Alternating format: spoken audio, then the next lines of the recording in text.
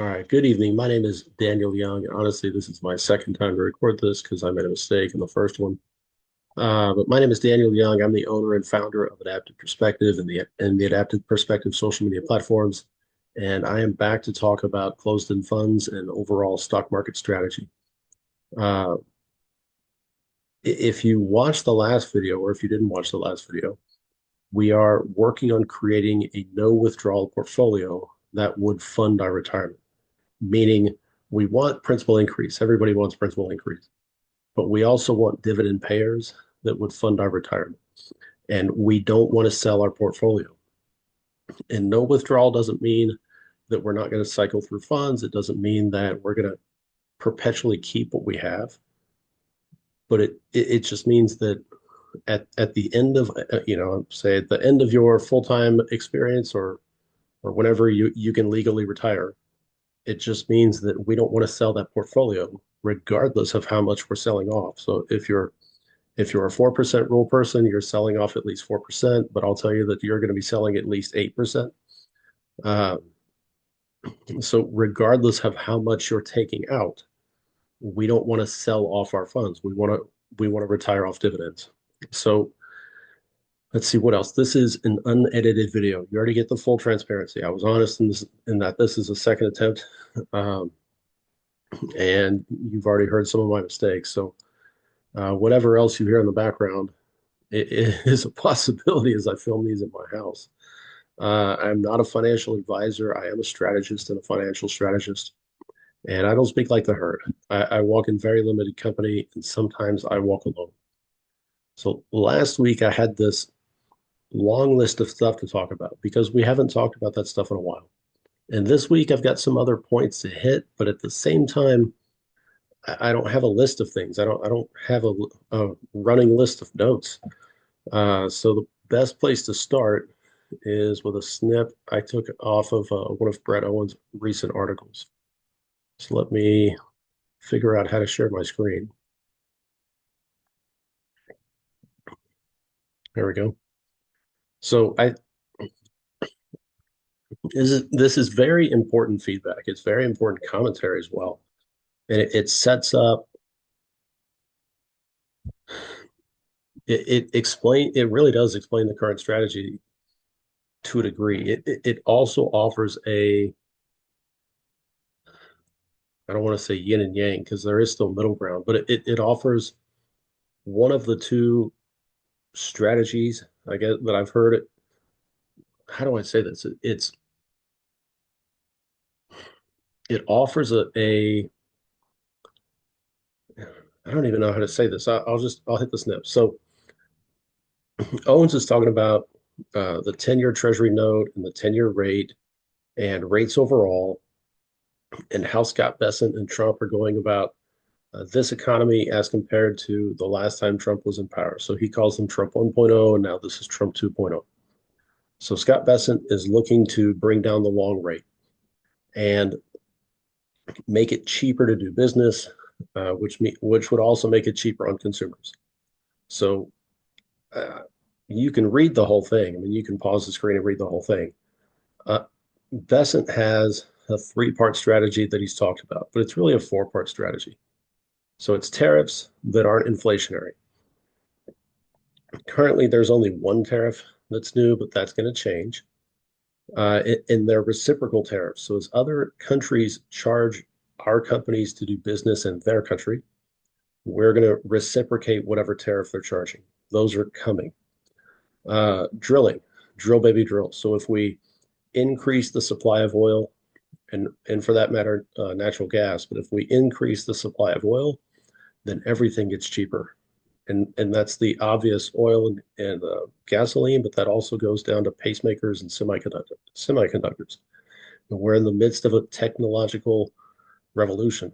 Um, so cheaper oil makes producing technology cheaper, which then helps everybody because whether this is not my point to get into the debate of capitalism, but in a true open free market, you allow all these different companies to compete. So who can bring forth the best product at the best price, and the consumer has cheaper prices all around and then gets to really pick the best overall buy for his wallet.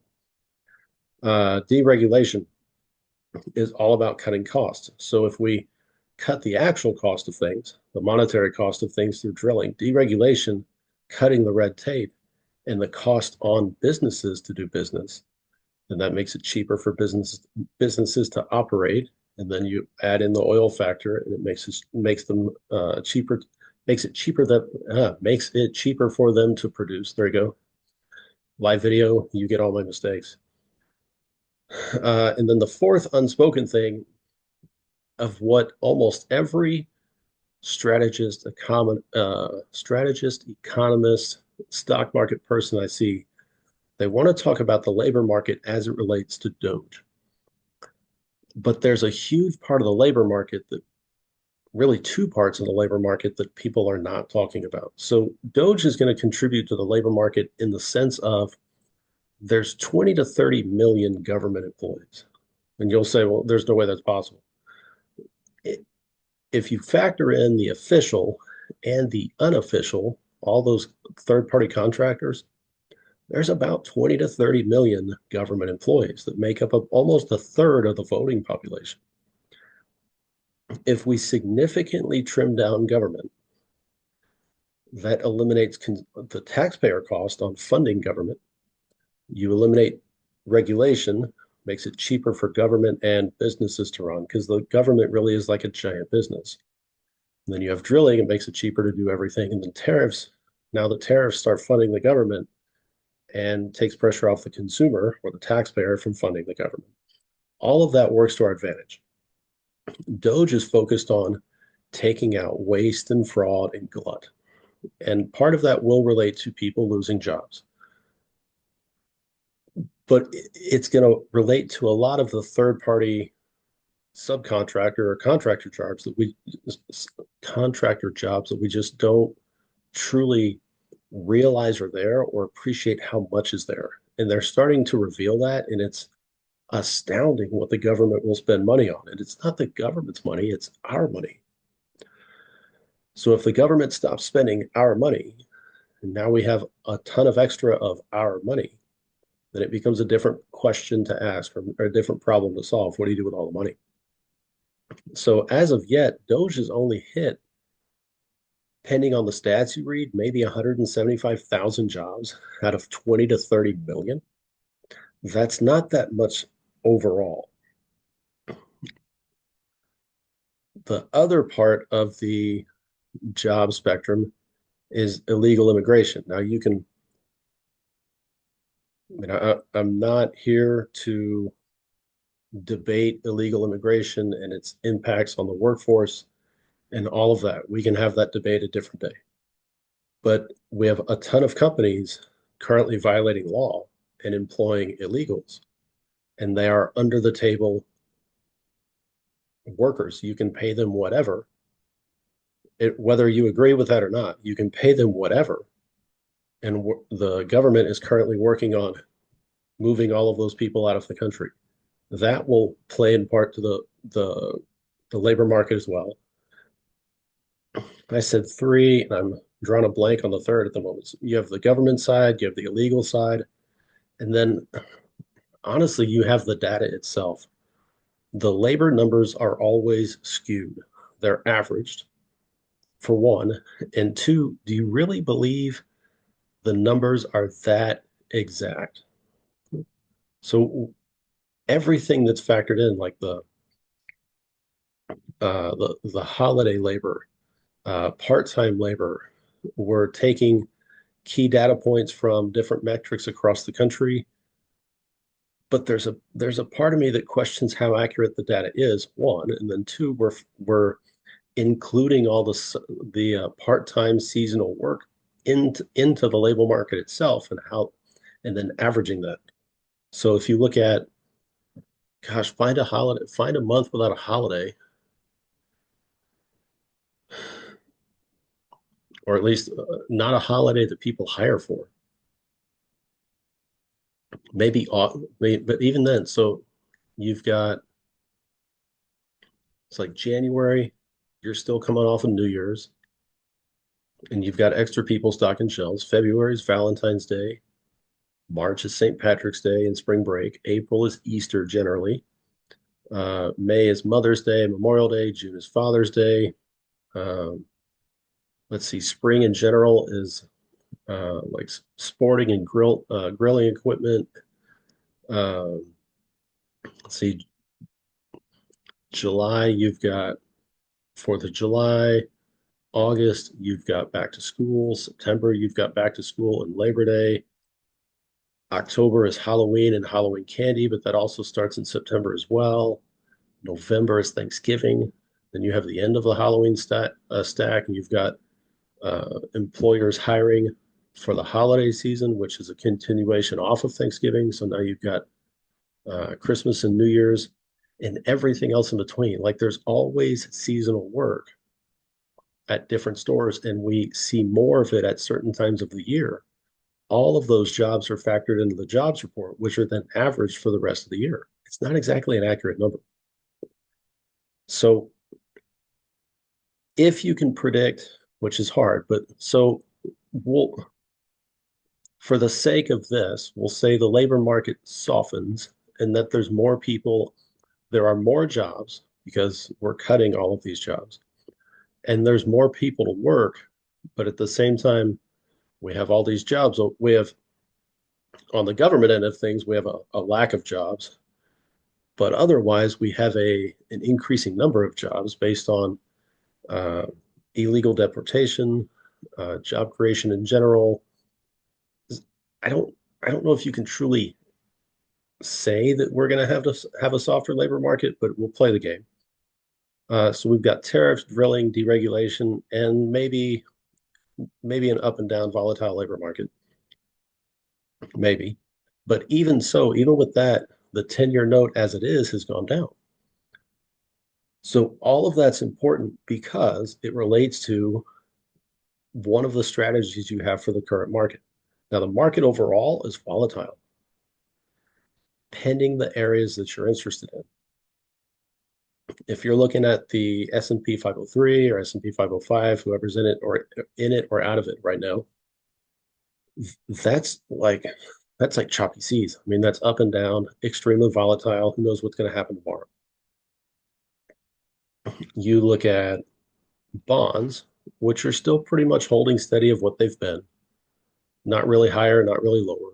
Look at real estate, the bond proxies, real estate, uh, let's see, utilities and energy. Oil right now is higher than what it has been, and we're about to increase overall oil traffic so that both the quest for oil and the transfer of oil, maybe that goes up, maybe that stays the same, or maybe that drives the market down because there's more of it. Let's see, real estate and utilities are up, or not really. Real estate's about the same. Utilities have gone up a little bit. Technology as a whole is down, but everything's extremely volatile. So if, gosh, and then you have the other data.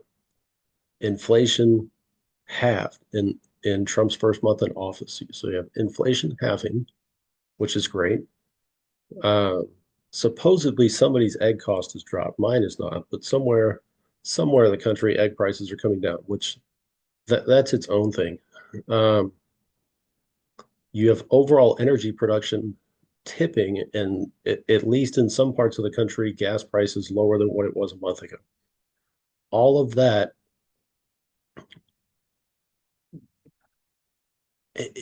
all of that pushes against the Fed's rate plan of either maintaining or higher for longer. So if inflation is truly having and the cost of everything goes down, the Fed doesn't have an excuse to keep rates higher. And with the Fed stopping their QE, right, or with their quiet quantitative easing, where they're actually propping up the market with new money. So the Fed stopped that. So you're not adding new money, you're not adding further inflation to the market. And if the economy itself can keep chugging and going, then they really don't have a leg to stand on as it comes to leaving rates higher for longer. So 10, I don't want to rehash again.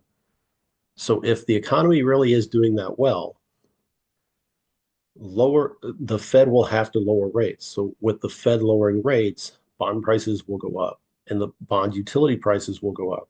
Or the bond proxy prices will go up. So you'll have bonds that come back in favor. You'll have real estate, energy transfer, utilities. All of that will come back in favor. And with a volatile market, you have people chasing dividends. Now, how they chase the dividends, like if you're chasing a dividend that's currently high, you have to be able to make sure it's going to stay high. If you're chasing a dividend that's rising versus if you're chasing a dividend that's in the tank and you think it's going to rise, all of that plays into your strategy. With this side of things, I still think it's a bond heavy market. Like I still think are the bonds are the focus in the sense of so if all of this is working towards bringing costs down, and we're already seeing that a month in, then the Fed is going to have to cut rates. And if the Fed cuts rates, I say if because the market really is like a giant roll of the dice. Sometimes it lands as expected, and sometimes it takes an odd twist. So if the Fed cuts rates, everything changes. So if the Fed cuts rates, so if rates go down, bond prices overall should go up. Bond proxy prices should go up. So you look at real estate, utilities, energy transfer.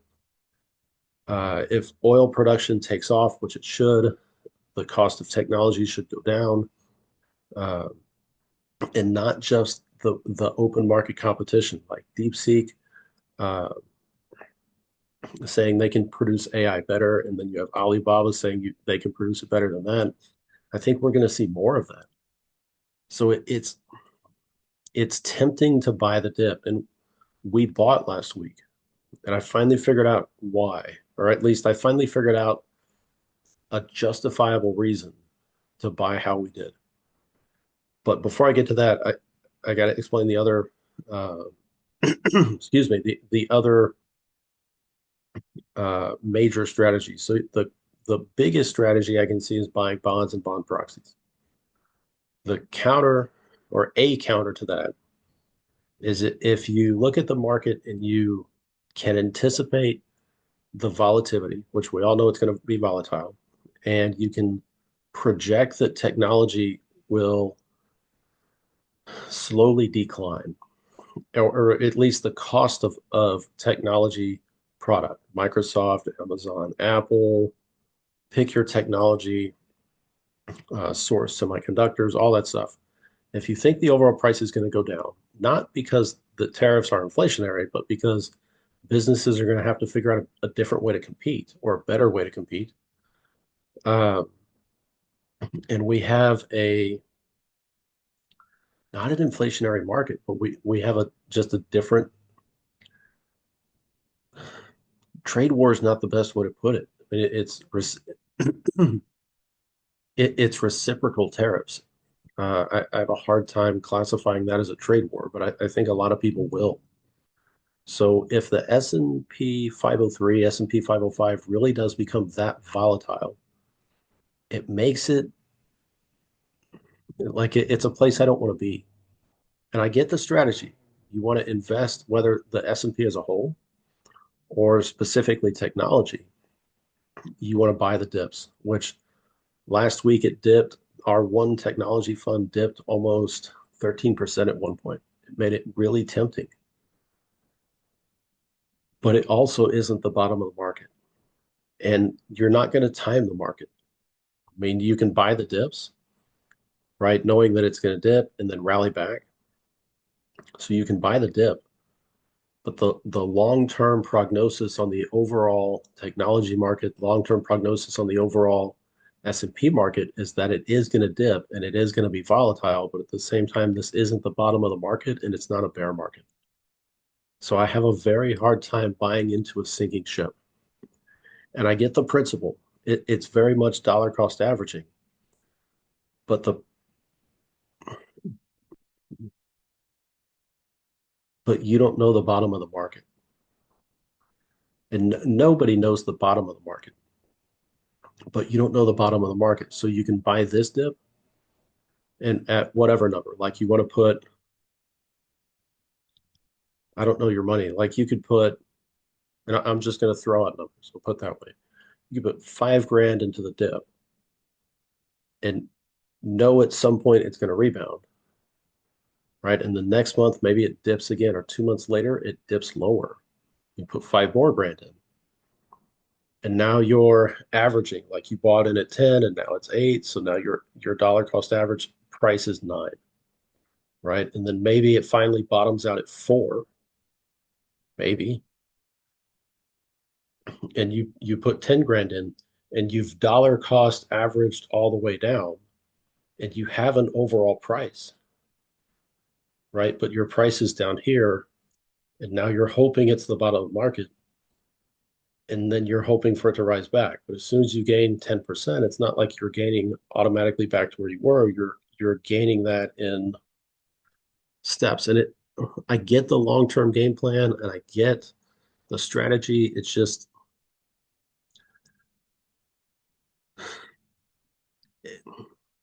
and you could argue the bond strategy is just as faulty to a degree. But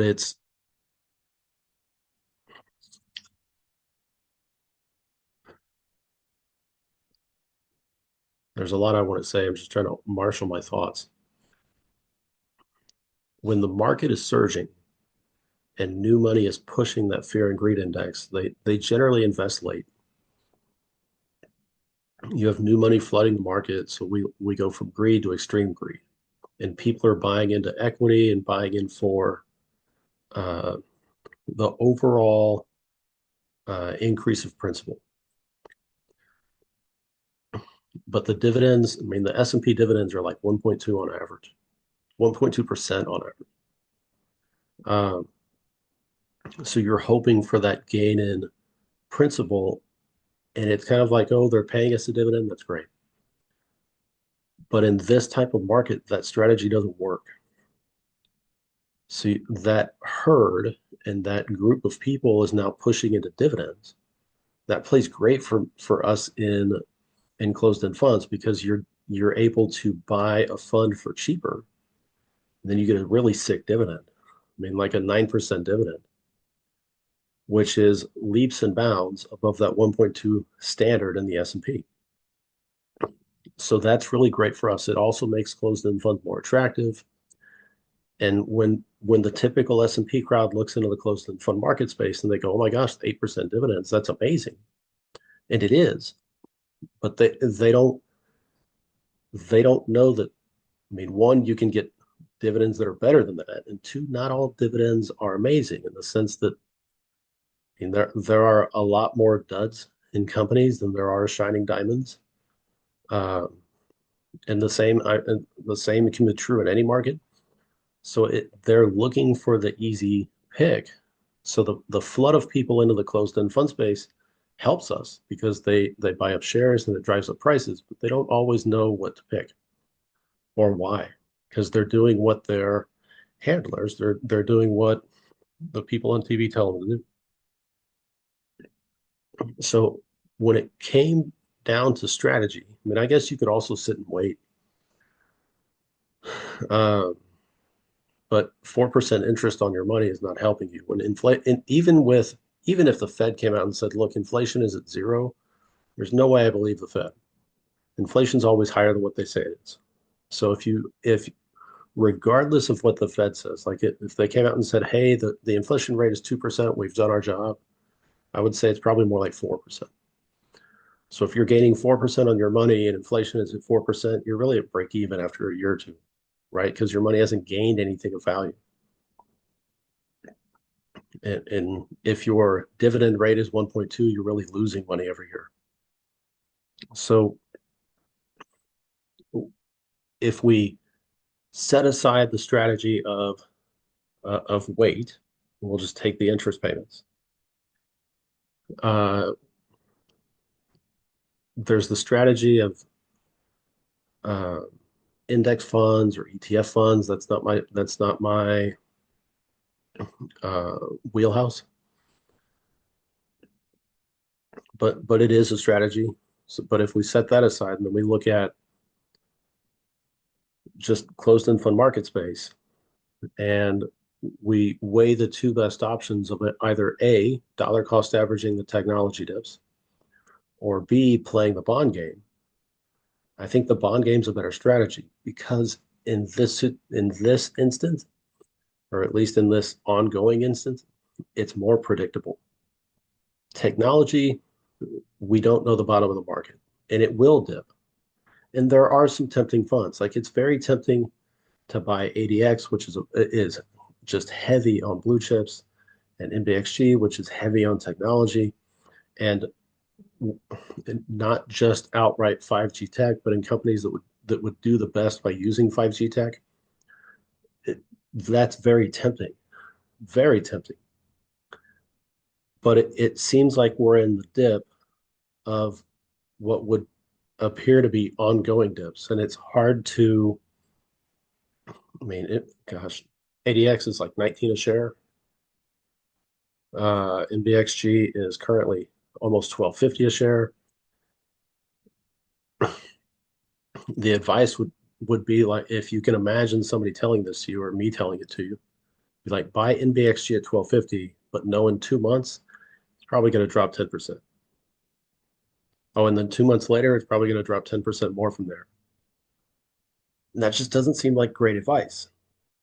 And I get the overall picture. I mean, the picture is, and the hope is that eventually it will climb back above its current level. But I'd much rather buy it when it's lower than buying it right now. I'd much rather buy it lower than when it's higher. Know it. Like I don't want to buy it now. Know it, and nobody knows. That's just it. It could level off and just take off. Then in hindsight, you'd be look what you missed. And I would say, yeah, it's hindsight. Everybody's right in hindsight, right? Everybody wants hindsight, but I don't have hindsight. Neither do you. So of the options, buying technology on the dip when all indications are it's going to dip again at least once doesn't sound like the right move versus buying bonds, either bonds or on proxies, real estate, utilities, maybe energy transfer pending the deal, right? Focusing on that angle with the economy where it is, with all the stuff we've already talked about, with inflation coming down and the Fed not propping up the market and inflation coming down, and these other consumer benefit or consumer concepts that, or these other things that will benefit consumers and push more money into the market. At some point, the Fed's going to have to cut rates. How long they hold out, I don't know. But at some point, the Fed's going to have to cut rates. And that means the bond prices and the real estate, like the mortgage loans, right? Credit card stuff, everybody looking to finance money in some certain way, business development side of things. So bonds proxies, utilities and real estate, business development companies, all of that stuff's going to go up. And depending on how much they cut, which I don't think they're going to cut, currently like 7% nationwide, um, which means the rate itself is still probably 4.5 to 5. Uh, I mean, they could cut 1% out of the market in the next year, which I don't know if that's likely or not. At the current rate of things, sounds very possible, right? Then all of our bond funds are set to make more money, and then all of them hopefully would pay those special dividends we love seeing about 4 to 6 years ago. So I know I've rambled. It's not my point to ramble. Uh, Honestly, it's what happens when I don't have notes. But if I read all the notes, I sound really scripted. And I prefer the raw video where you see me think through things, and where it forces me to think through things because I don't like, honestly, don't like doing these in advance. I used to take notes and really think about it and really try to work one point to the next, but it seems very scripted and I don't like that. So, I mean, this way you get to hear my full rationale without any notes, and It's really just it's how I think on the fly, assimilating all this content or all this data during the week, and then putting it into one video. So I think overall, the best move for us was bonds and real estate, and that's what we did earlier this week. So let me show that.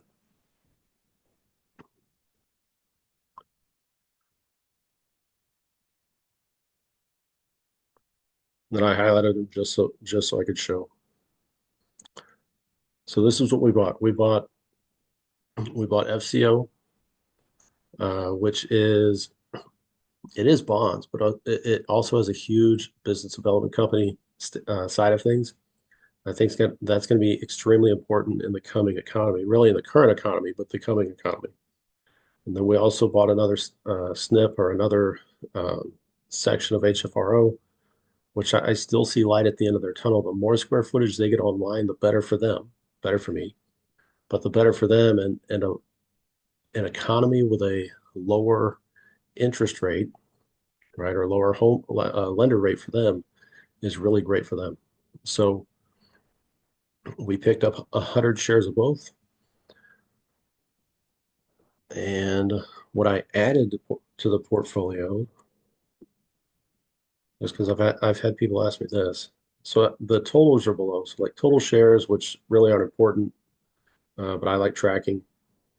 Overall total investment, total dividend a period, the annual dividend, overall yield on cost, accumulated dividends,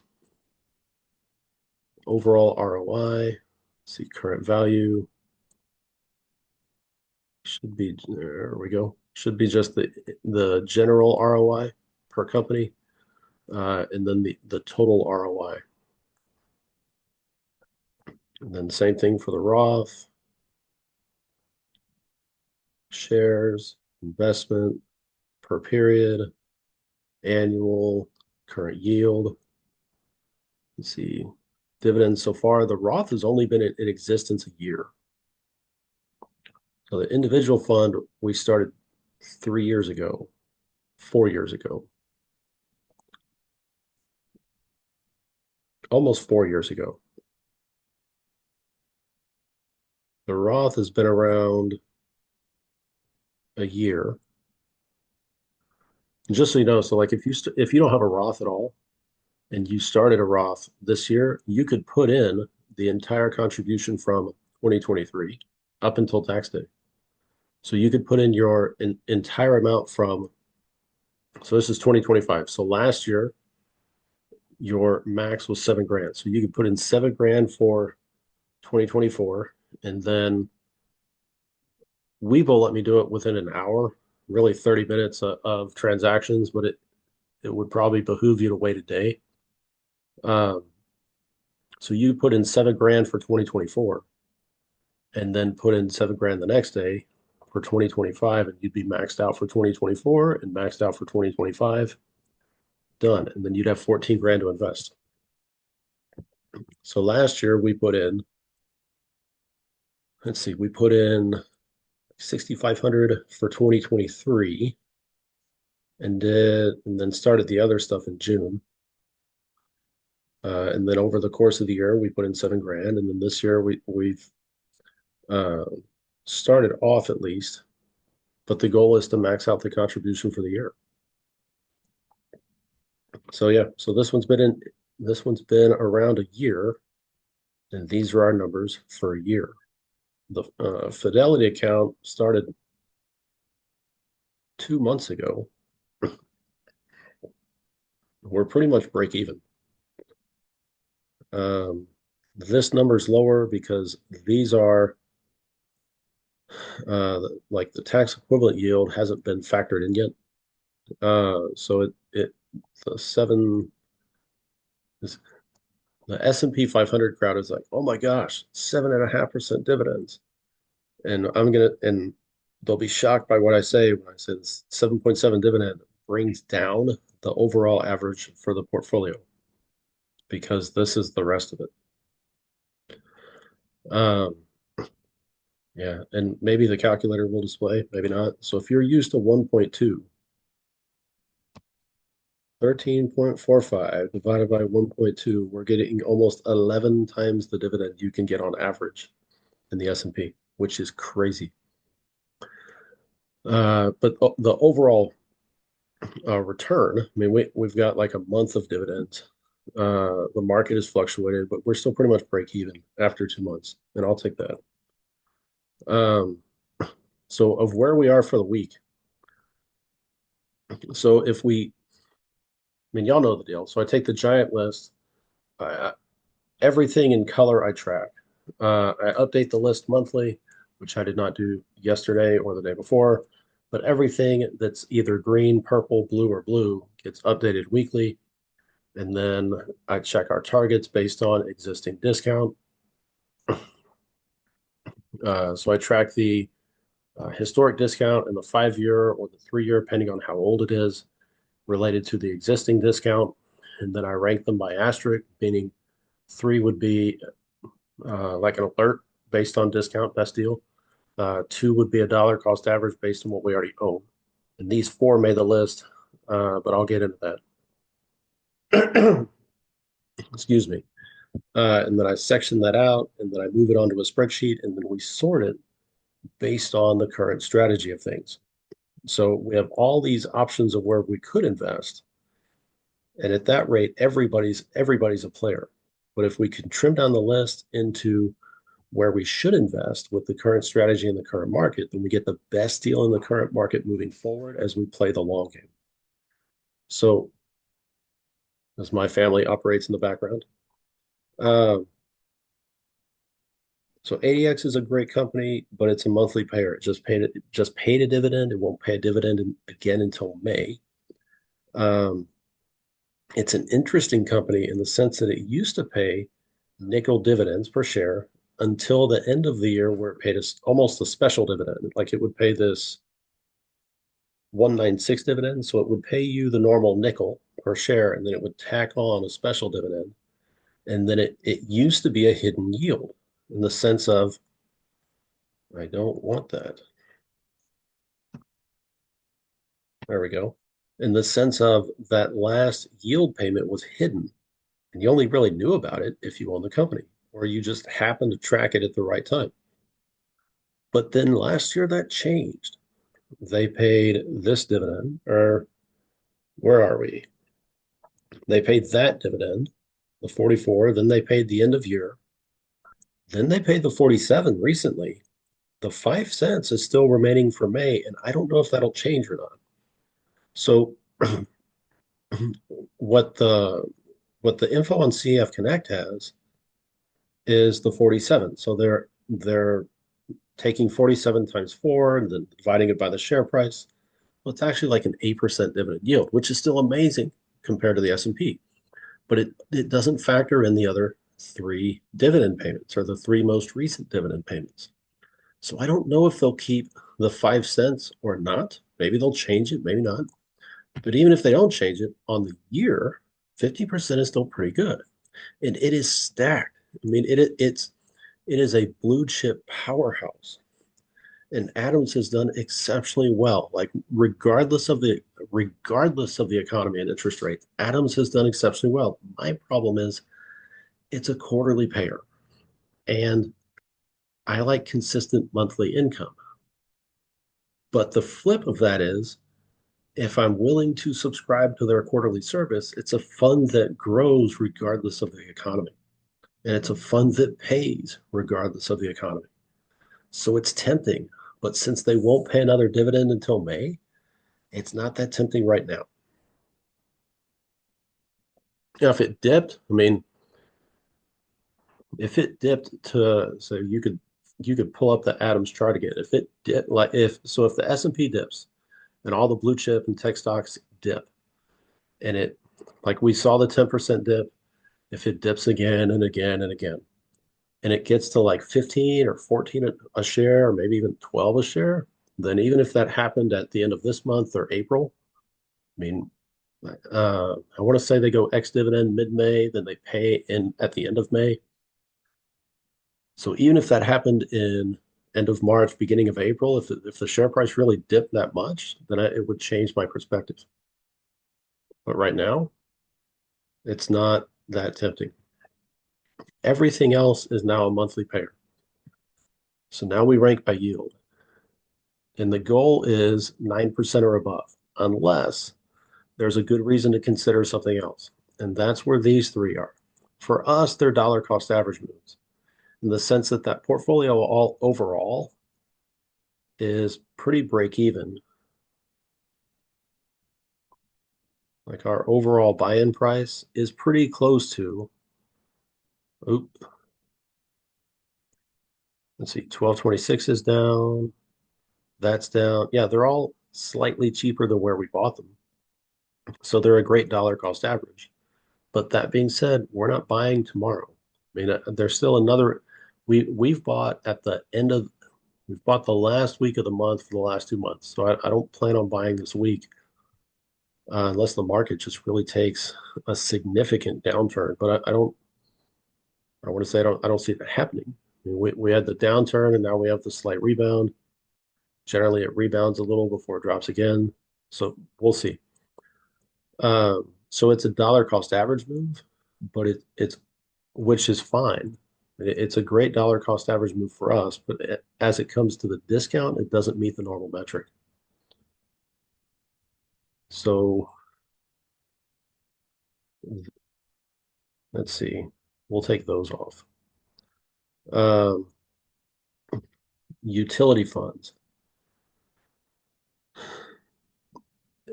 It seems to be with the US shifting back to made in America and prioritizing made in America, then it would behoove us to also prioritize our investments with made in America. So with 60% of the company being not in America, that doesn't sound like the best thing. Now, that being said, you can play the longer game and know that at some point the US will switch away from made in America. And maybe eventually that's a great deal. But in the current market, it's not the best deal for us. Saba, let's see, DMP utilities. I can argue for this and I can argue against this. Um, DNP never really goes on sale. It never really hits discount. Like the 1 year discount is just under break even. I mean, just under break even. That's 99 point 78. I mean that's just under break even. So the better metric is to buy when it's under the 52 week or the 1 year average, right? So it's currently at 5.43. At most in the last year, on average, it's been a little like 8% premium, meaning that's like buying it for $1.08. So for every dollar invested, you're spending $1.08 a share. Uh, so you could make the case that buying it now would be great because it is cheaper than the 1 year average. But on my end of things, it and it doesn't sound like a lot, but 950 is a little much. I mean, when it on its overall chart, if it dipped to say below 9, maybe 8.5 or 8, that would be a stellar deal. And the dividend is consistent. Excuse me. Uh, and you can argue for and against this and I've argued against it in the past. It's a consistent dividend. It pays 0.6, it's paid 0.65 regardless of the economy and regardless of share price. Versus, I don't think it made this list. Oh, it did make this list. ERH is another utility company, and it but they pay a forever fluctuating dividend, like forever fluctuating dividend, and it's extremely inconsistent. And where are we? And it's more expensive, like it's $1 more than DNP. So it's this has a slightly lower overall yield, but it has an extremely consistent dividend. So I'd much rather pick up DNP than pay the added dollar to pick ERH. Uh, but all of that said, all of those I mean, you get here. If we're using this system, right? If we're going by targets, we want bonds, we want utilities, we want real estate, and maybe energy transfer pending the market. But we also want a U.S. tilt. So you can argue for the three in blue on our end of things on a dollar cost average point, but it's still not the ultimate best deal in the current market. You could also argue for it because they pay more on the tax equivalent dividend side of things. So it's the posted yield, right, is almost 7.8, but the unofficial yield is almost 10%. But the difference is they don't meet the target, the metric target goal. So that's why I'm not keeping them on the list, or at least keeping them on the options for the week. DNP would stay because it's a utility company and it's a bond proxy. HFRO stays because it's real estate. It's still by far the cheapest real estate deal around, cheapest fund around. If you can see the video, you'll see that my allergies are flaring and my eyes itch. But for 57% off, that means you're paying 43 cents for every dollar invested, which is just insane. Um, let's see. PhD is bonds, but we already own bonds. Realty is, I mean, yes, it's all real estate, but we already own their sister fund that's currently in premium territory, so it did make the list. And it's tempting, but from my standpoint, it's $15 a share, and I honestly don't like buying things when they go that high. I'll do it occasionally, but I don't. I try to avoid it. I don't like it. Um, excuse me. 15 is cheap. I mean, if you're going to pay $50 for a single share of Coca-Cola, I mean, $15 is cheap, and you get a much better dividend. Um, but it's just me. It's 15 bucks. Consumer, and it's just not the right market space for it. So for me, all of those go away. This one I bought knowing it would be roller coaster, and it's generally got a 2 year recovery, except it has not played to the average 2 years. And that's frustrating because as much as some people like riding roller coasters, and as much as the roller coaster market sounds fun, when this tanks and the average is 12, meaning like every couple years it hits 10 or 12, then drops, and hits 10 or 12 and drops. And you would think when you buy low and you're waiting for that curve and the ascension back to 10 or 12, that would be fun, but it hasn't happened yet. So currently it's been a much bigger teaching experience. But since it is still it's still it's hybrid. It's bonds and stocks, but you get the roller coaster, really the volatile end of things on the stocks now, but it's bonds and stocks and it's utility heavy. That's why I've kept it. CIF is huge into corporate loans, corporate bonds. They exist on the opposite end of the pendulum, just in overall total assets compared to FFCO. And I have leaned toward FSCO because they've got the business development from. So it's still very much bonds, but it's an all-American company. That's huge, made in America, all-American bond company. But it is its own private lender, and I think that's huge in the current market. PDO is great.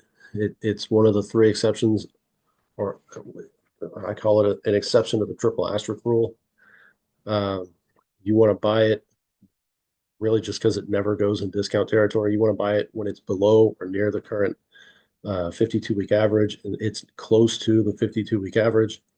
It's just we already own several bond portfolios, so adding another one just to have another bond portfolio just seems like over diversification. Then you end up same thing. You end up with bonds, and it's the same stuff. Like we already have bonds. That's I don't want to over diversify. Bonds are great, but why not just invest in what we already have? And if what we have is not a good option, then why are we keeping it? Like I bought CIF partly for that roller coaster ride, partly because it's a great, I mean, it's a great corporate bond um, investment platform, and I liked the roller coaster potential. I liked how heavily they were invested in corporate bonds. I also liked having the ability to go on either end of the pendulum. Like FSCO is in that like just super heavyweight, like 2.5, 3 billion in assets. And CIF is on the very lower end of things. And they're still doing very similar things, but it's a different clientele. And I like that ability. Uh, but I've advocated against CIF recently because not that it's not a good company, it's just I think FSCO has a much better platform in that they're a private lender and a business development company. And that's great with Scott Bessent, who loves small businesses and lending. I think that fits the metric a lot better. BRW is bonds and stocks, but it's also crypto. And crypto's taken a beating lately.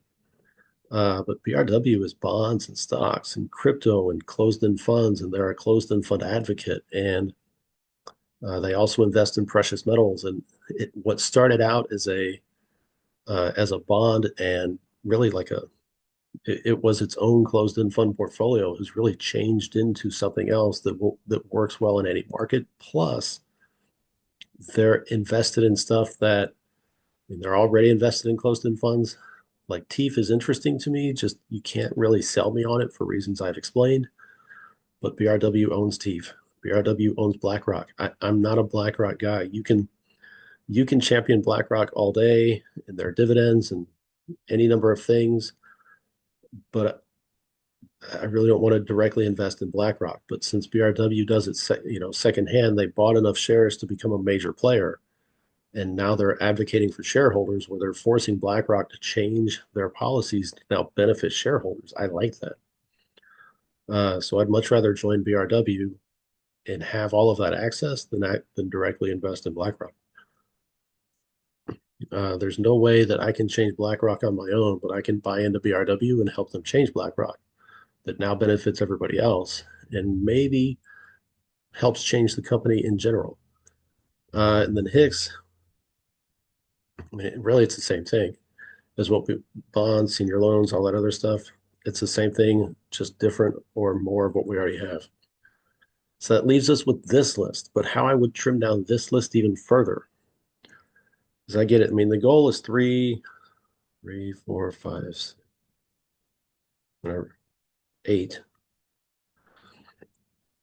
I mean, the goal is three. Really, the goal is two or three.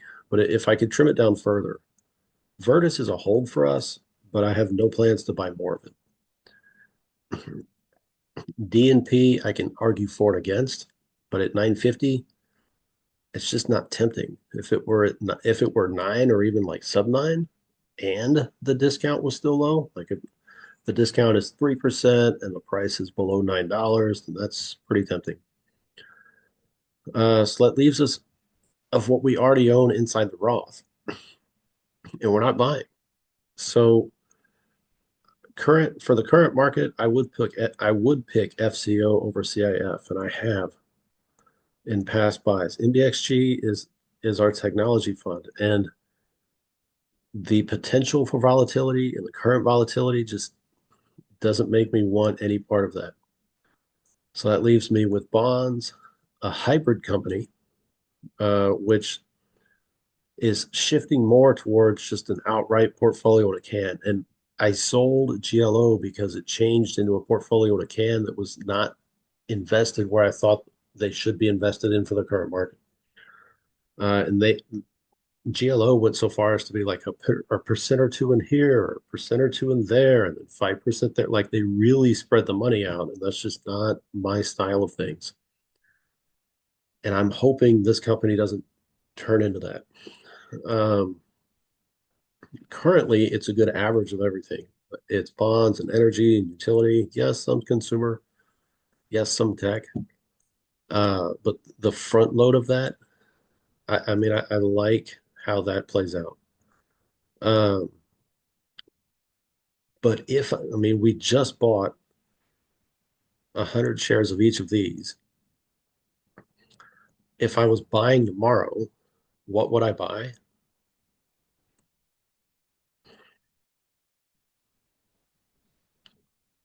Gosh, if I was buying tomorrow, what would I buy? I would either buy more of FSCO or I would buy HCLB because this price this price point has stayed pretty consistent. I mean, it's more than what we bought it for. I want to say we bought it like in the sevens. There we go. We bought it for 710. So it's a full dollar higher. Um, but it's been pretty consistent. But or I would pick more FSCO. I mean, I just bonds, American company, private lender. I think that's optimal for the current culture of things. HFRO, the more square footage they get online, the better the company looks. And I think the fears for the company are overblown. No one, which I think is their biggest detriment. No one understands why they went from a bond hedge fund into real estate, other than the company who manage the overall company, next point, who manages the fund is heavy into real estate and they used it to invest in their own assets. But even those fears are overblown based on how next point's doing. No one understands the switch. I think that's the biggest deterrent. But moving, like acknowledging that and moving it off to the side because the fears for next point are overblown and the current fears on their portfolio overblown. I think HFRO definitely has light at the end of their tunnel. I think the fear is way overblown. And their sister company, HGLB, it's a great option. And then BRW, activist bond fund that is invested in other things. It's like a hybrid bond fund. They have bonds and stocks and closed-end funds and precious metals and crypto. And I mean that to me that sounds good all around. So maybe I can't cut it. Maybe I can't make it and make it just a list of three. But if you were going to force me to buy tomorrow, absolute force me to buy tomorrow, knowing that I just bought 100 shares of each of these, I think I would pick up 100 shares of HGLB simply because the discount has been fairly consistent. The price has been pretty consistent. It's fluctuated, but the price has been pretty consistent. Their dividend has risen a little bit um, comparatively. Uh, and honestly, I mean, of what we have in general, BRW is at three. Yeah, HGLB outside of technology, let's see, real estate, collateralized loan obligations, technology of our bond funds in general, and we're still getting a pretty savvy deal off of it. I mean, at 33% off, you're gosh, for every dollar invested, you're paying 67 cents. That's still a pretty snazzy deal. I would put 100 shares there if you forced me. But I mean, we just picked up 100 of both of those.